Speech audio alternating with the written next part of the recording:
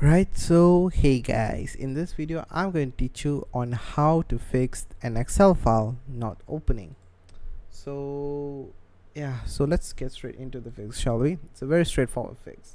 So in your search bar, you're just going to open Excel, basically any Excel. Okay, just go into the blank document, go into file right here and go into options at the bottom.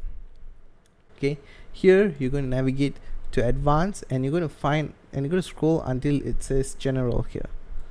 So we'll scroll down, general options. Okay, and make sure ignore other applications that use dynamic data exchange DDE is unchecked. Okay, this should be unchecked. Okay, and click on OK. That will save the option. Close Excel, restart your computer and try to open the file again. So that's all for this video guys. I hope it helped you, and yeah, thanks for watching.